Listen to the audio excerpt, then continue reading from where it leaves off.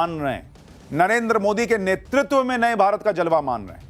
और राहुल गांधी, कांग्रेस पार्टी, भाई ये लोग ऐसा माहौल बनाने में लगे हैं जैसे मोदी ने सब बर्बाद कर दिया।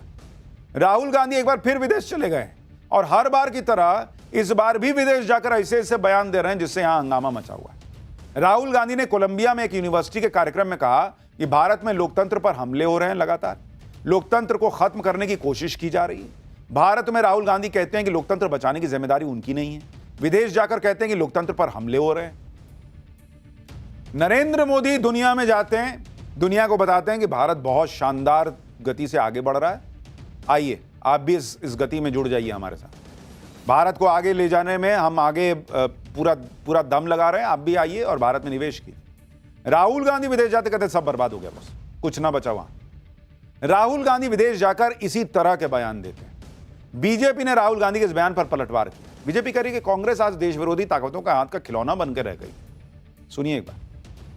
बहुत स्पष्ट हो गया है कि कांग्रेस इस समय राष्ट्र विरोधी तत्वों के हाथ का एक खिलौना बनती जा रही है।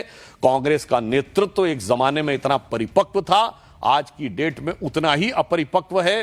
कांग्रेस का नेतृत्व एक जमाने में अल्ट्रा लेफ्ट और इन लोगों को यूज करना जानता था, इंदिरा गांधी और पीवी नरसिम्हा राव तक। आज उनके द्वारा यूज होने लगा है।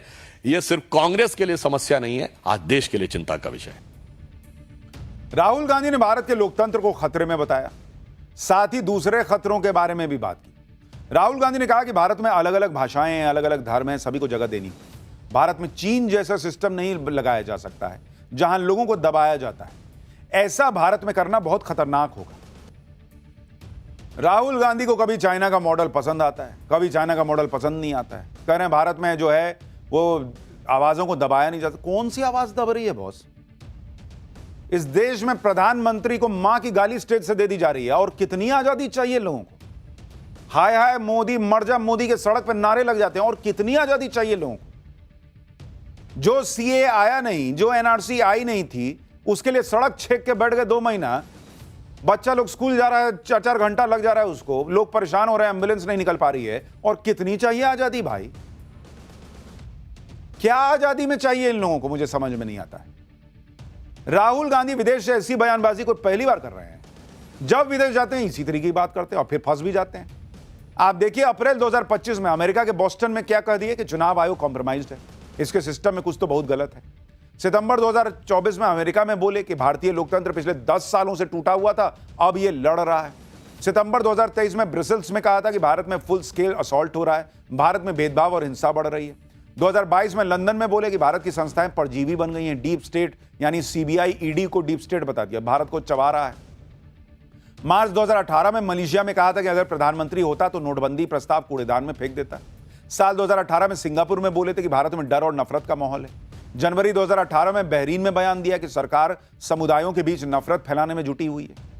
यानी इनके हिसाब से यही चल ही रहा है पिछले 10 साल से। तो चल रहा है तो सब कैसे नरेंद्र मोदी को जिता दे रहे हैं? बीजेपी राहुल गांधी के इस पैटर्न पर पलटवार कर रही है। बीजेपी कह रही है राहुल गांधी जब विदेश जाते हैं वो कुछ नया सीख के आते हैं। इस बार जब लौटेंगे तो जो सिखाया गया होगा वो आकर बोलेंगे।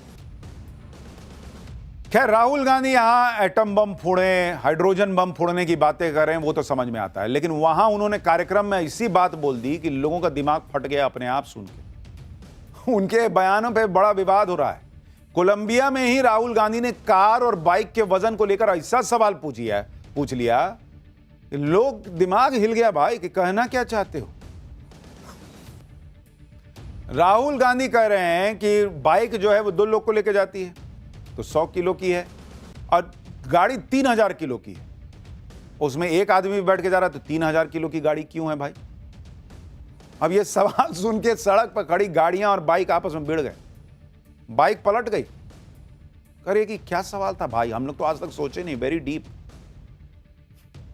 कोलंबिया की EIA यूनिवर्सिटी में राहुल गांधी ने सवाल पूछा, खुद जवाब भी दिए क्योंकि बाकी तो कोई जवाब दे नहीं सकता था इस सवाल का।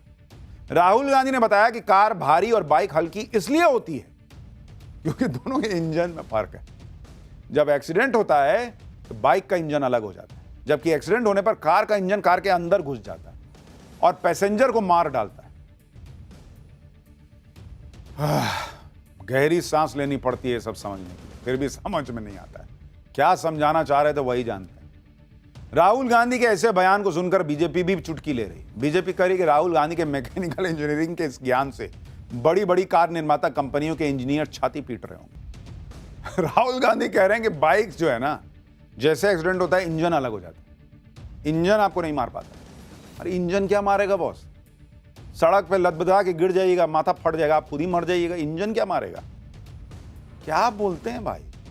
राहुल गांधी खुद ऐसे मौके देते हैं जिसका बीजेपी फिर फायदा उठाती है। कोलंबिया से राहुल गांधी की एक तस्वीर भी शेयर की। इस तस्वीर में राहुल गांधी ने भारतीय कंपनी की बाइक दिखाई। राहुल गांधी ने लिखा कि बजाज, हीरो और टीवीएस को कोलंबिया में इतना अच्छा प्रदर्शन करते देखकर गर्व हो रहा है। यह दिखाता है कि भारतीय कंपनियां इनोवेशन से जीत सकती हैं, भाई भतीजावाद से नहीं। यानी राहुल गांधी को इंडियन कंपनियों के प्रोडक्ट विदेश में देखकर गर्व हो रहा है। इसी पे तो पीएम मोदी जोड़ न दे रहे थे boss. PM Modi make in India शुरू करते हैं, भारतीय कंपनियों को सुविधाएं देते हैं जिससे भारत आत्मनिर्भर हो, विदेश में भारतीय प्रोडक्ट जाए। तो यहां तो कहते हैं कि मेक इन इंडिया बेकार है, वहां जाकर फोटो डाल रहे हैं। आप ये भी देखिए कि राहुल गांधी देश में कहते हैं कि इंडियन इकोनॉमी डेड है, विदेश जाकर भारत की इकोनॉमी तेजी से बढ़ रही है कह रहे हैं, यानी खुद ही अपने बयान को गलत बता रहे हैं। तो भैया कैसे तय करना है कि इकोनॉमी डेड है या हम तेजी से बढ़ रहे हैं? इंकी पिंकी पोंकी पो कर लें, आज मूड पे है कि आज डेड इकोनॉमी है, कल कोलंबिया गए तो वहां इकोनॉमी ठीक तेजी से बढ़ रही है। क्या बोलूं मैं?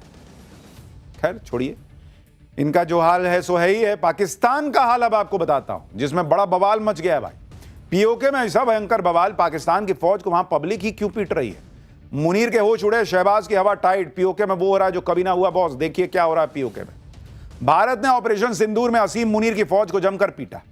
वो दिन है और आज का दिन है। पाकिस्तान की फौज की पिटाई का कार्यक्रम थम नहीं रहा और अब पिछले 4 दिन से पाकिस्तान के कब्जे वाले कश्मीर यानी पीओके में पाकिस्तानी फौजियों की जमकर पिटाई चल रही है। पीओके के लोगों का जहां कहीं पाकिस्तानी फौज दिखता है उसको पकड़ के रगड़ देते हैं, पीट देते हैं, सूद देते हैं।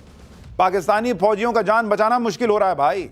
पीओके के लोग पाकिस्तान के फौजियों को सिर्फ पीट ही नहीं रहे बल्कि उनकी वर्दी उतारकर उसकी नीलामी कर रहे हैं। ये देखिए, हालांकि इस 2 कौड़ी की वर्दी को खरीदता कौन होगा भगवान ही जाने। लेकिन आखिर पीओके के लोग पाकिस्तानी फौजियों के खून के प्यासे क्यों हो रहे हैं? मुनीर की फौज ने पीओके में ऐसा क्या कर दिया कि लोग दौड़ा दौड़ा कर मार रहे हैं? पाकिस्तान में क्यों कहा जा रहा है कि अब किसी भी वक्त पीओके भारत के पास वापस चला आएगा? आज आपको बताऊंगा। पीओके में इस वक्त अब तक की सबसे बड़ी बगावत का बिगुल बज चुका है। हमारे यहां एक गाना था, महंगाई डायन खाए जाते, वहां चल रहा है मुनीर डायन खाए जाते। पीओके में इस वक्त वहां की जनता और मुनीर की फौज के बीच युद्ध का मैदान बन गया है। लोग फौज से इस कदर गुस्से में हैं कि उन्हें देखते ही जान लेने पर उतारू हो जा रहे हैं। आप तस्वीरें देखिए बॉस। पीओके में